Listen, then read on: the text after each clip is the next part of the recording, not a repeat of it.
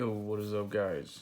Here's part 2 of the Xbox collection exclusives only on 360. So I want to start off with here's the first game, Ninja Gaiden 2, Microsoft exclusive. It's basically Dark Souls before Dark Souls, you know what I'm saying? It's one of those harder games where you have to learn patterns and duck and dodge. Sorry for the video. In my room, doing it on top of the gaming laptop. Blue Dragon, only on Xbox. It's a JRPG. There wasn't that many JRPGs on the system, and most of them that did come out are exclusives to it. So if you're collecting hardcore for the 360, for sure pick these up before they go up in price. An interesting thing, I don't know if it says it back here. Yes, it says it right here. Like, renowned character designer Akira Toriyama. He created Dragon Ball, and he did the art for this game. You can kind of tell, like, they look like Dragon Ball characters. She kind of looks like a female version of Boo almost. Look at her. It's kind of funny. I haven't played it, but I believe Microsoft created this to kind of combat the Sony's obsession with JRPGs. Whether they did good or not, I don't know. Cannot say. Lost Odyssey, according to many JRPG fans, is one of the best JRPGs out there for this era as well, for this time period. So, I think it has like 4 discs or something. I think it's 4 or 5 discs. It's kind of crazy back then. 360 really kind of messed up not doing Blu-ray, but I think they did it because they wanted to make the 360 very affordable. So it kind of makes sense. Tales of Hesperia, only on 360, but now you can buy it on almost any platform. So yeah, but you know, it has the 360 tag on it, the only on 360 tag. This one I played quite a bit, actually. I think like an hour or so. The combat's pretty good. It's a little, I wouldn't say hard, but it has a little learning curve. You know, it's not as easy as it looks, but it's a good one. The art style is cool. I like the art style. Wouldn't say chibi, but the characters are like smaller, kind of like chibi style, kind of. Enchanted Arms. Oh yeah, I was like, does it even have anything? There's a cooler version. It's like not a collector's edition, but something like that. And this is another JRPG. And yeah, I would recommend getting the other one. The other one has a slipcover and a comic, and I believe a soundtrack. I'm not sure, and it's not too much more expensive than this. Unlock over 100 controllable creatures. So I believe they said I haven't played this one, but from like the reviews and stuff, I believe it has like it kind of went for a different atmosphere in the story than your average JRPG, but I'm not sure. I haven't played it, so I can't really tell you if it's correct or not. And right here we have Gears of War, you know, classic. I have all of them, but I just, I want to pull them all out. But Gears of War, for sure, if you've never played this, play it. It's gruesome, dark, the atmosphere, gritty, like you can kind of see. It's amazing. It's a really violent game, though.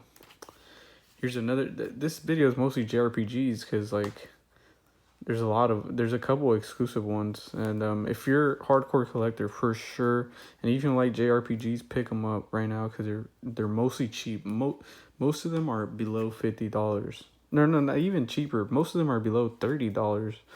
All these JRPGs that I'm showing are like 30 and below. I think there's only like 2 in here that are a little bit higher than that. We have the Last Remnant. Really trash. It's good, but it's bad, and it's bad, but it's good.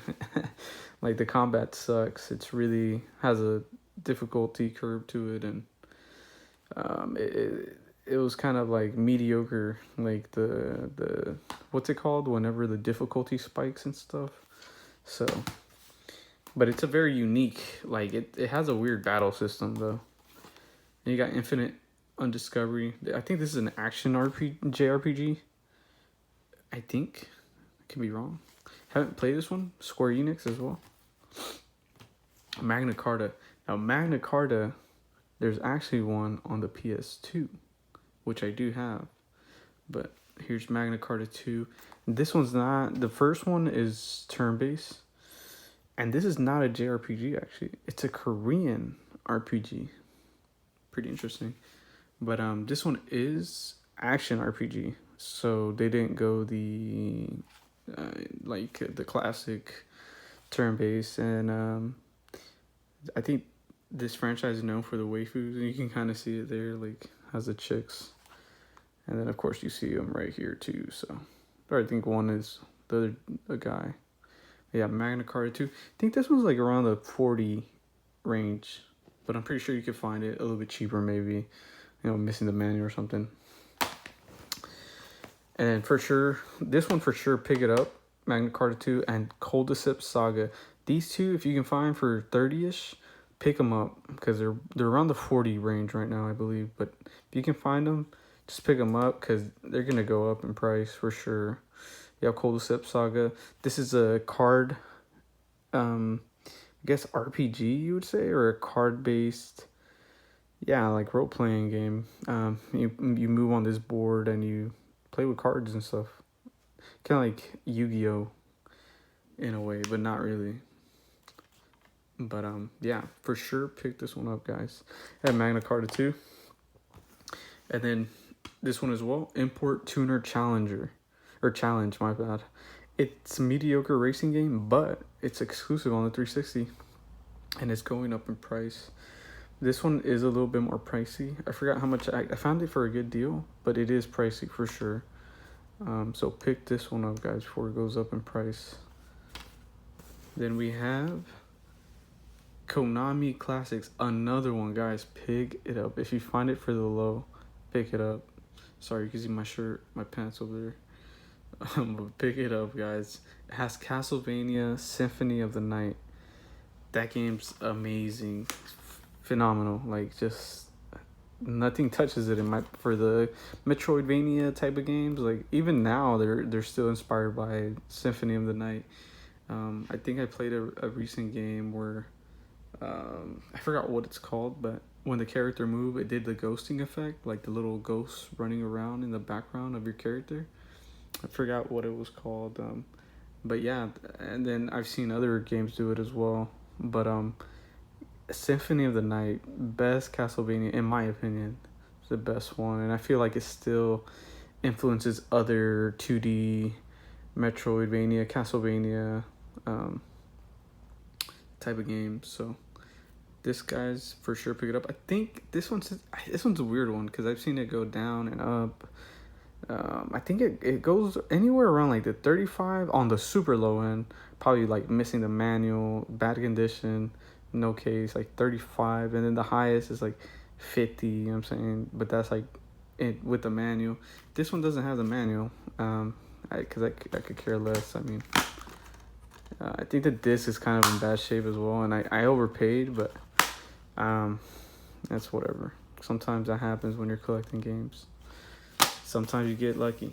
And then here's another one. Simple Fable Anniversary. This one's kind of pricey, considering it's a Fable. If you buy the regular one, it's cheap. But the Fable Anniversary, or not the regular one. What's it called? Like Fable 2, Fable 3. Fable Anniversary is a little pricier. It's a remake of the first one on the first Xbox. And this one, it doesn't come with a slipcover, but somebody gave it to me. So maybe you can find it with the slipcover. Maybe you can't. I'm not sure. But it's just a couple of games I wanted to show. And yeah, guys, I really like showing off the 360 because I feel like it was a very slept-on console. And then you can see my dog on the left right there. He's asleep. But it's a really slept-on console, and the prices are going up for the games. I feel like I'm not really too deep into the collector's editions because I don't see a point, and I don't have space. And now that I moved, it's funny because I'm like, I don't want to move a bunch of crap around again. It sucks. So I'm sticking to just the regular stuff. But yeah, for sure try to, if you're collecting hardcore for the 360, I definitely pick up most of these games that I showed, because they're gonna go up in price, like they just are, especially anything with JRPGs, because it's a very niche category. Even if you don't like them, buy them, and then try one out. Maybe you do like them. It's a very time investing genre, I'd say, but the stories usually are so great. Once you start playing them, you do not want to put them down. But yeah, guys, I appreciate y'all checking it out, and I think I'll have a part 3. I have to go through my games, but I believe those are there's, of course, I have more exclusives like the Halos. What's that other one? Mass Effect, I think, is Microsoft exclusive. I can't remember. Stuff like that. But I want to really show the games that are exclusive that you don't really see on the big list, or on stuff like that that are more common. These kind of, I wouldn't say they flopped, but they didn't do as good as, Gears of War or stuff like that. So yeah, guys, if y'all have y'all's collection y'all want to share in the comments, just check out my collection or something.